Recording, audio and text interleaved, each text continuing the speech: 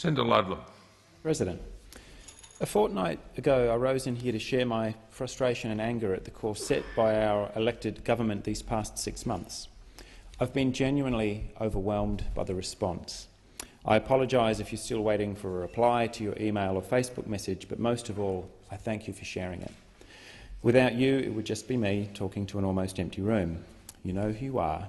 Now we also know that despite the daunting obstacles that we face, that we are many. Because frustration and anger will only take us so far, tonight is not another attempted takedown of the Prime Minister. I will leave that in the capable hands of a class of spirited Year 9s from Newtown Performing Arts High School. Instead, I want to set out what it is that we're trying to achieve in Western Australia. In my first speech in Parliament, I said that I wanted to be part of the movement that turned the ship. Whether we know it or not, whether our leaders are in denial of it or not, the most urgent task of this present generation is to drive the transition to the clean energy economy and call time on those whose blind pursuit of fossil profits now risks everything. And the truth is we are on our way. The ship is turning to face the sun. More than 1.1 million Australian households have installed solar PV on their rooftops, providing thousands of jobs for companies like SolarGain in Western Australia. This is driving electricity costs down, and not just in the places you might expect. The number of family-owned power stations in Perth increases the further you get from St George's Terrace. The lower the household income, the higher the likelihood of finding a household that has taken its power back. Not because the good people of Baldivis or Gosnells have suddenly all turned into deep ecologists, but because it's a smart decision for the budget bottom line. Save money, save the planet. Now scale this up and ask what would happen if a city applied this thinking, or a nickel mine in the northeast goldfields.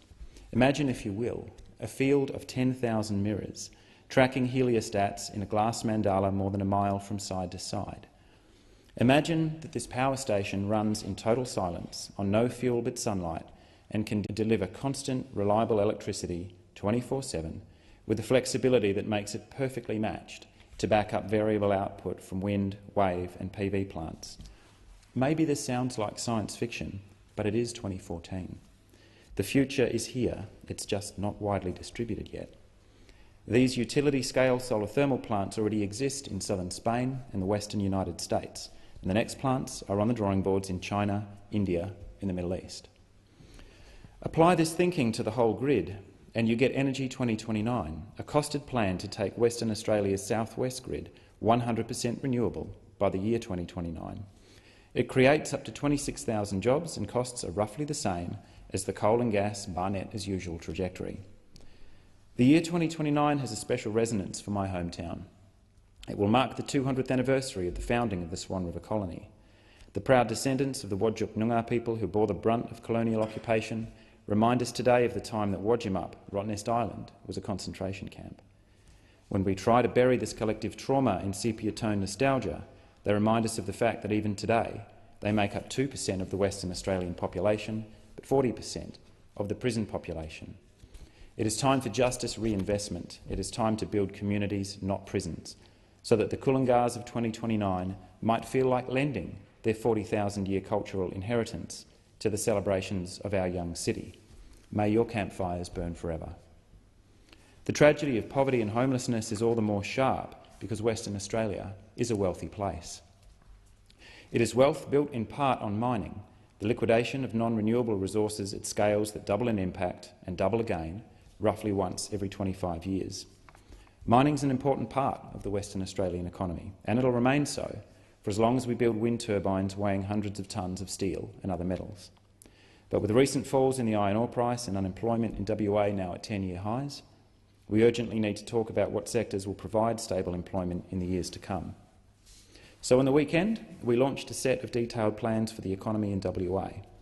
The Western Australian Jobs Package highlights the employment potential of renewable energy, a homegrown modular housing industry, telecommunications, transport and agriculture. I take this opportunity tonight to call on the other WA Senate candidates for a debate on your vision for the Western Australian economy, if you have one, and your plan for jobs, if you have one. When we set our sights on the Perth of 2029, we imagine a city transformed, a network of vibrant urban centres linked by fast, frequent public transport, light rail and bus rapid transit. The idea of consolidating diverse and affordable housing along a network of rapid transit lines is the basis for the Transforming Perth project that we undertook with the Property Council and the Australian Urban Design Research Centre. Focusing development into an archipelago of urban villages in this way allows us to take the pressure off our stressed urban bushland. The Perth Greenways project vividly illustrates the major benefit of such a city. We can save precious threatened areas like Point Perrin, Point Grey, Anstey Keen and the Belia wetlands and mesh them together under a new urban forest along routes proposed by the WA Local Government Association, giving the carnabes and other threatened species a fighting chance to come back from the brink of extinction. The transit city of the near future is also going to be one of the world's best cities for bikes.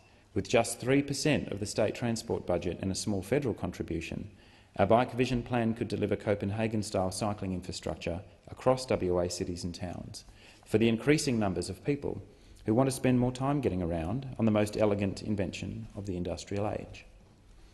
We call these collective initiatives the WA 2.0 project, the most urgent steps we need to take now to have any chance of making a good home in the 21st century. They are a small slice of the fruits of 30 years of collaborative work by Greens WA MPs, staff and volunteers.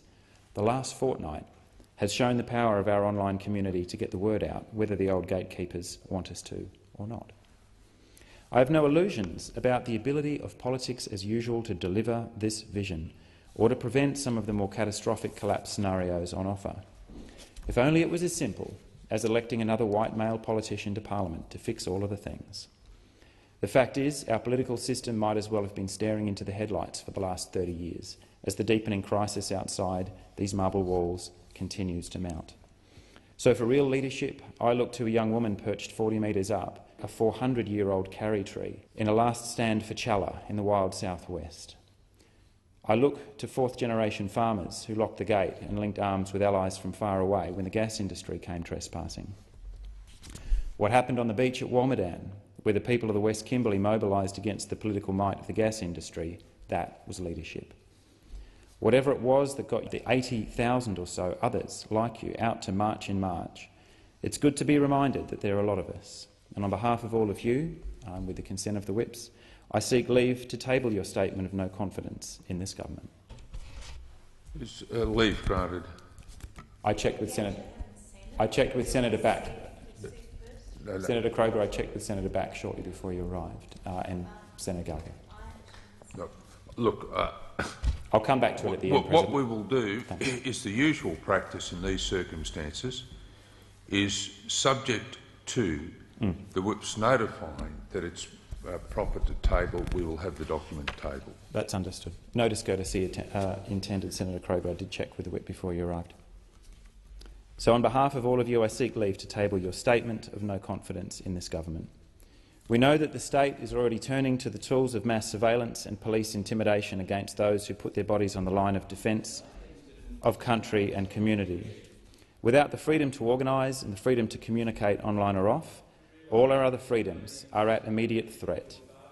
An invisible electronic thread that links the pirate and the hacker with the public interest whistleblower and the young climate campaigners fighting to secure the future of their generations, and, might I add, those who bore witness in the Victorian Parliament only a few days ago when the right to lawful dissent and protest was taken away from the statute books. The stakes are high as the ruination of Fukushima on the Pacific coast of Japan, as high as small island states facing saltwater inundation and forced evacuation as our planet warms. We're all in this together. Wherever you are in this great country tonight, however you can help turn the ship, it would be noted.